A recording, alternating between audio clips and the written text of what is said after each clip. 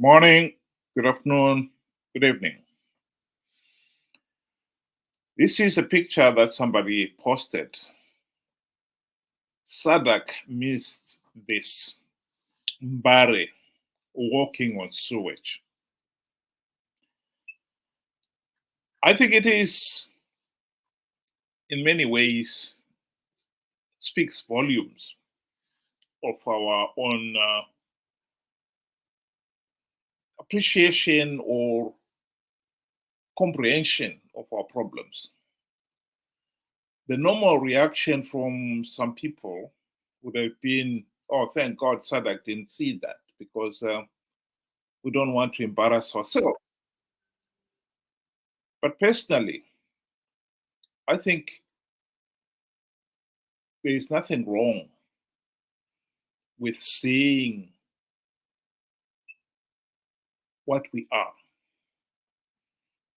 The truth of the matter is, there is a serious problem in Zimbabwe. I think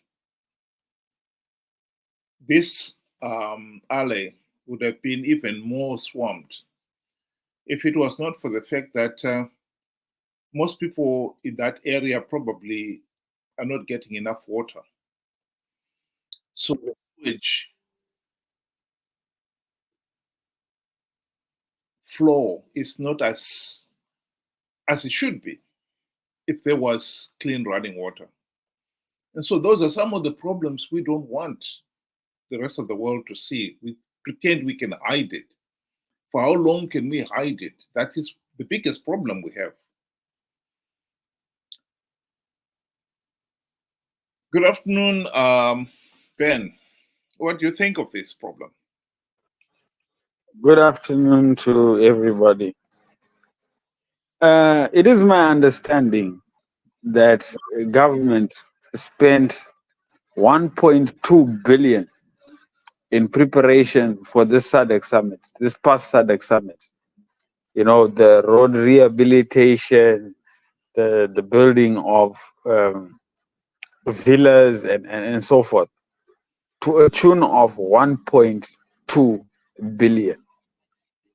And, you know, you across the street, you have, you know, what you are showing us here, sewage running through houses.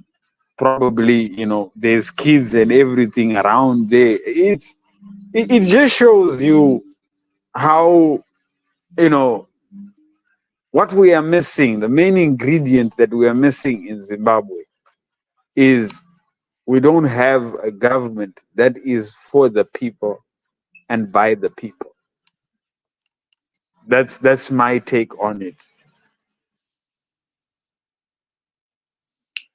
Yeah, when it comes to this issue, actually, it reminds me of this quotation from Ian Smith. In 1975, he said that if blacks were to rule themselves, people will be walking on sewage and think it's normal. And here we are. We are walking on sewage and we think it's normal.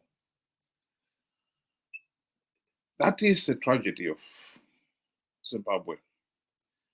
I think the question, however, I wanted to us to think about is what would it have taken or what would it take now to transform Zimbabwe from what it is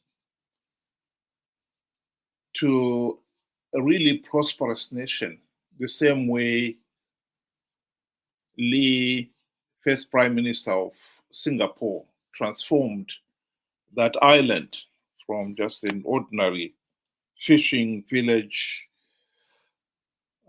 in the Far East to become one of the most prosperous nation or piece of land on earth. What would it take, in your view?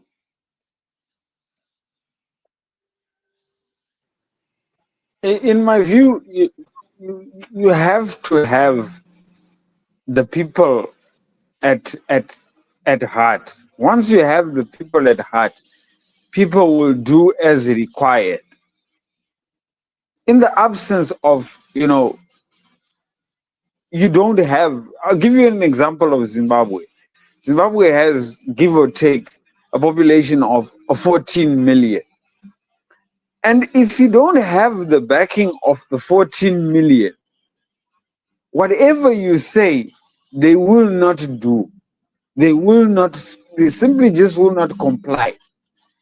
Hence, even if it's a good idea or if it's a bad idea, the result is still the same. I'll give you an example.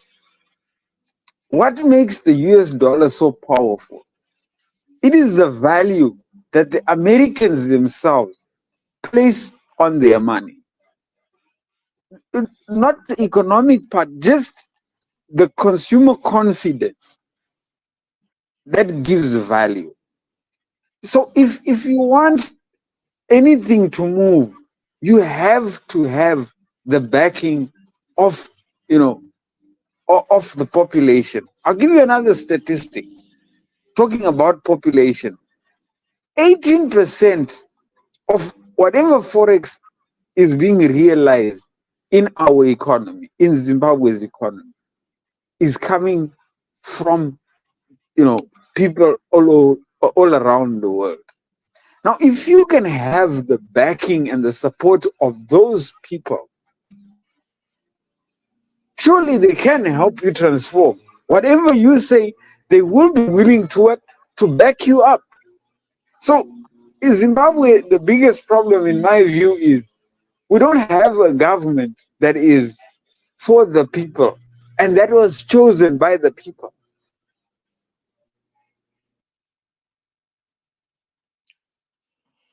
Well, here is Tony Blair's take on why Singapore was a success. The fascinating thing about Lee Kuan Yew is he took 3 important decisions right at the beginning for Singapore. Each one of them now seems obvious. Each one at the time was deeply contested.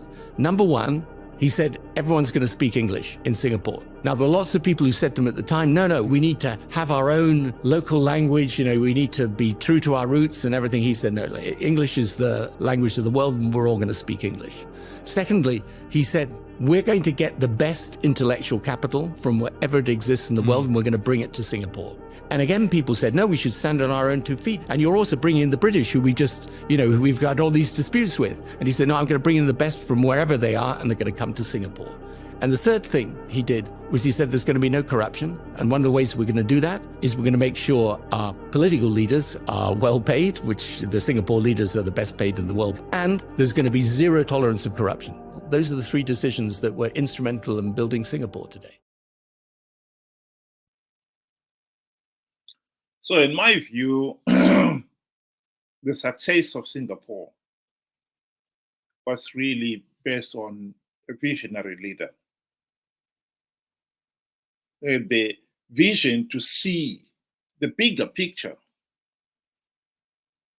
instead of what we have in our situation here, where we have corrupt, incompetent, and utterly useless leaders. The opportunity to develop Zimbabwe has always been there.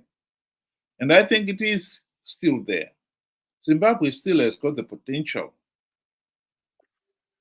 to become a prosperous nation. We have the resources. What we lack is the quality leaders. In 1980, when the country gained its independence, the country had already developed to the point where we were an upper middle income nation, comparable to what we see in South Africa today and Botswana. But in the last 44 years, things have been going down the tube. And now we are one of the poorest countries in the world. We still have the resources. In fact, the resources have become a curse because that is what is fueling corruption and tyranny. ZANU-PF is using the wealth from the looting of the country's resources like gold, diamonds, and so forth to bankroll the regime stay in power. Everybody is now in ZANU-PF's pockets, from the judges, the judiciary, the police, the army, including the opposition. We need quality leaders. What would it take to get quality leaders? I think that is probably the next big question.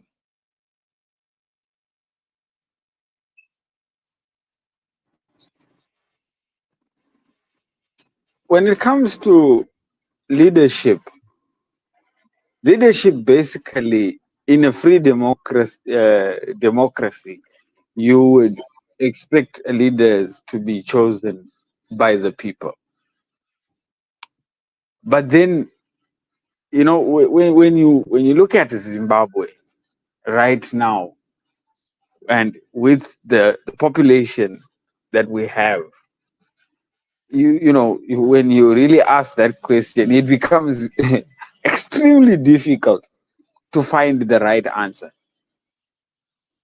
I mean, look at the type of leaders that we have been choosing of late. Be it you're on the opposition or the ruling party, both are those the leaders that can drive us to reach the depths or the heights of Singapore. My answer would be an emphatic no. I, you have to have competent leaders. And how do you know? It's by value that they add in whatever they are saying, in whatever they are preaching, in whatever they are, they're teaching. What comes out of their mouths should add value at least. So it becomes very difficult if we are choosing this current crop and saying these will take us forward. It's very, very difficult for me then to answer to say, what type of leaders do Zimbabwe need?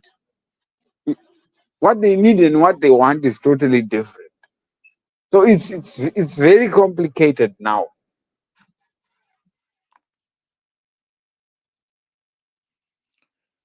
Well, corruption is definitely one of the problems. And once it has been allowed to grow, uprooting it, it's very difficult, particularly when those in power are the ones responsible for uprooting it. As much as the people of Zimbabwe voted these last 24 years for the opposition to implement democratic reforms to stop ZANU-PF rigging the elections, what has actually happened is ZANU-PF, as soon as the opposition got into power, bribed them so that they now have an interest in keeping the status quo. And this is the root cause why Zimbabwe has failed to stop ZANU-PF, the ZANU-PF dictatorship, even when they had the golden chance to do so during the GNU. And ever since the GNU, ZANU-PF has seen to it that it offered gravy train seats to the few opposition leaders who participate in the elections. And they have been participating in flawed elections to give ZANU-PF legitimacy, knowing fully well that participating will give ZANU-PF legitimacy for the sake of the few gravy train seats. And unfortunately for Zimbabwe, we have an electorate that is so naive and so gullible. They failed to realize that the MDC Triple C politicians have been running now with a povo during the day and hunting with the ZANU-PF hounds at night. And in fact, in some cases, even in broad daylight. It is unbelievable that anyone would still believe that MDC Triple C will ever bring about democratic change in Zimbabwe. They failed to do so when they had the golden opportunity to do so. And it is naive to think they will do so now.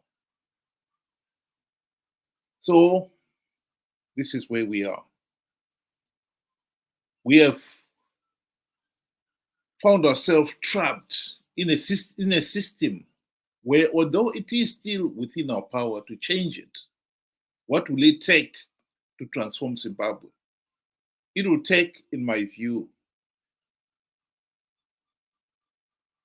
an electorate that is educated and not so ignorant and naive that they believe that the present opposition will bring about any meaningful democratic change.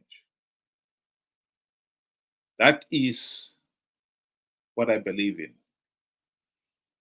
As for the opposition itself, the opposition as it exists right now, they've lost the opportunity to implement reforms.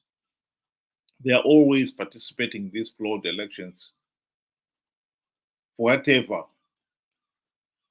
little benefits they can get from the regime. And that's for ZANU-PF itself. ZANU-PF itself is committed to hanging on to power at all costs. ZANU-PF will never transform Zimbabwe. All this talk of Vision 2030, this is just a mirage. Mnangagwa is desperate to hang on to power, and he is selling the nation's resources as if there's no tomorrow. This is a man who has no vision at all. And that is unfortunately the reality in Zimbabwe.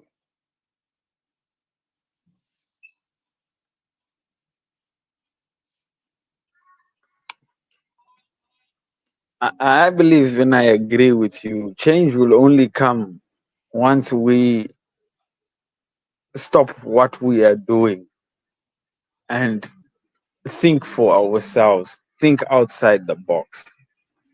You know, our viewer said, Zimbabweans, they have a desire.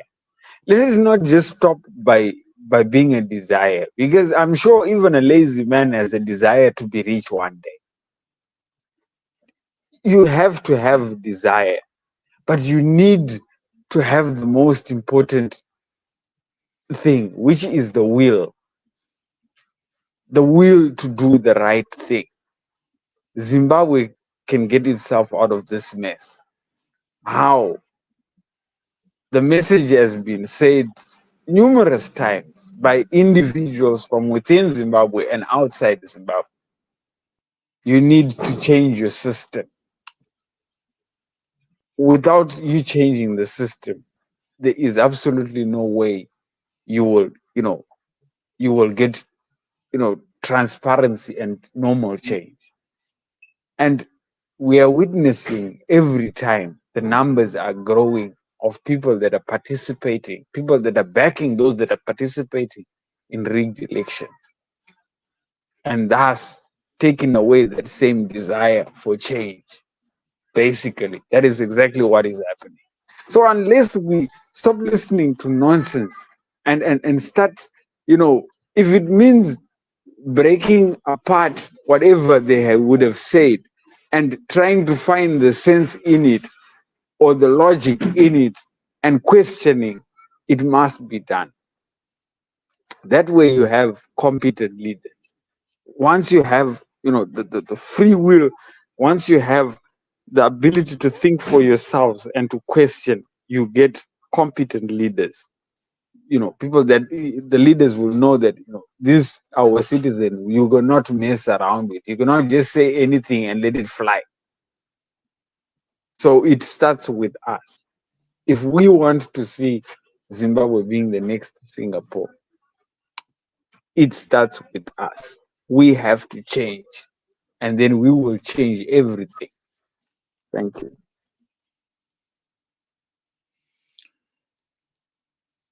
Thank you. So I think my final word in this one is, yes, it will take a visionary leader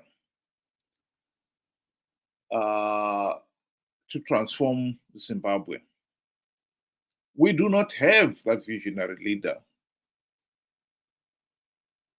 When you look at the leadership we have in ZANU-PF, we do not have that visionary leader. When you look at the leaders we have in the opposition. And at the present moment, we, the people, should be looking at electing quality leaders. And we are failing ourselves in that regard, because we are the ones who keep electing these buffoons and sellouts. The people themselves are to blame for that. Like I said, at the present moment, the only sure way of stopping ZANU-PF, this ZANU-PF dictatorship, is for the people to stop participating in flawed elections to give ZANU-PF legitimacy. They are being conned by the opposition to participate. I think you should be smart enough to realize that the opposition are conning you. ZANU-PF at the end of the day is quite happy with the opposition participating, bribing them, give the process legitimacy. It's for us to stop the madness. Thank you very much, and have a good day.